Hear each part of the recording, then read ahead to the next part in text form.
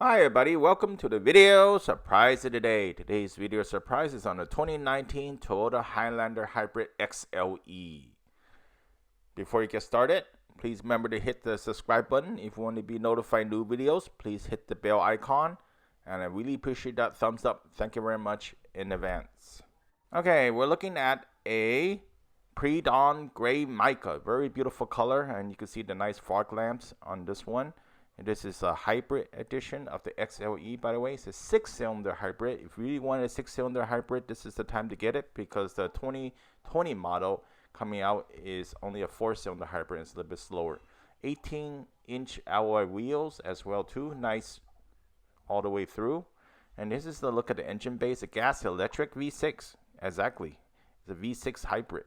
306 horsepower at 5,800 RPM. So it definitely has a lot of power.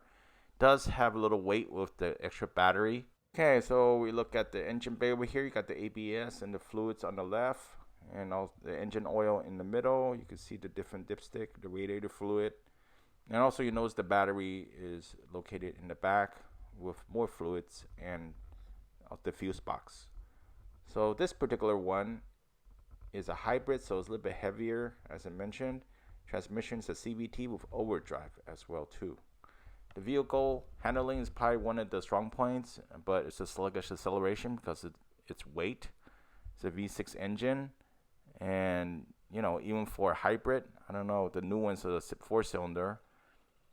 And overall, the third row is very small. Keep that in mind. Wheelbase is 109.8 inches. Length is overall 192.5. Positive and minus of this vehicle, in my opinion, is basically very long. I don't think Toyota should make it any more longer than this. Definitely has enough space. Definitely a grocery getter and a family hauler. So replacing the minivan in many ways. You notice that this vehicle is very lengthy and very wide. Overall is 68.1 inches. Keep that in mind. So it's not super high, but this definitely a step in height as well too. So keep that in mind when shopping around for this one compared to, say, to a minivan or something like that. This is a new trend. Okay, so we'll look at the overall width without the mirrors. Is 75.8 inches. Keep that in mind. This is a big vehicle. It's not a sports car. It's not very sporty. And if you want a more sporty alternative or more luxurious, you might want to look at the Lexus RX 350. Just something I'll flow out. And this is a hybrid, the blue logo. Make sure your top glass is closed before you can open the trunk. I found that out as well. It's an XLE hybrid 4-wheel drive. So the third row seats are up, giving very little room in the back. You probably noticed that. Okay, on the lift gate also has the grab handle besides the button to automatically close the lift gate. And I'm going to put the seats down. Of course, I'm holding the camera right now. But before I do that, we're going to show you the space that you get, and also what's under this thing over here. So under the mat over here, you also have the jack, and also you do have the tire, spare tire, but I'm not going to go dig for it right here. It's a temporary spare. It's not a full-size spare. So you need to pull on these levers to release the seat down. So the magic of videos, I would have it down, and you notice there's a lot more space now.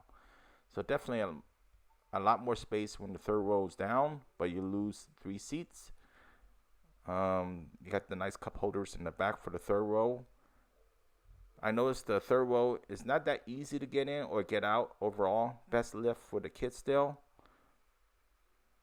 There's ample height when you sit in the back as well too. So it's not a total loss. Sometimes you have a passenger or somebody want to stick in the back, you could do it, but it's not going to be very comfortable overall. And overall, the seats are very comfortable for the second and third row, including the first row as well too. I just want to mention that. So we can look at the driver's side door, power windows, power locks, power mirrors, and also you have the nice space for the cup holders as well too. And you got the lumbar support. You can move the seats forward or recline back. And of course, all the amenities on the steering wheel, different modes. This one has some miles on it. You notice there's the speedometer, and also there's no tech dynamometer, but it has the power readings and stuff for that. All analog gauges overall. A little bit dated, of course, but you can get some great pricing on it right now. Very spacious vehicle overall. Nice seats, I think. Very comfortable when I sat on it. The center console takes some learning to open, but once you get familiar, you could just slide it open. Nice high and comfortable vehicle, spacious. A lot of people are replacing the SUV, replacing the minivan with this SUV, for example. The second row, you got the sunshade, because the XLE is an option included in the package, and you got the power window. And again, very comfortable seats overall. You also have his own climate control as well too. You got the map inserts that you can put in back of the seats. Have the seats down, you got a lot of space. Otherwise, it would be more closer. Notice the stitching is very good quality. The workmanship, fit and finish is really A+ over here.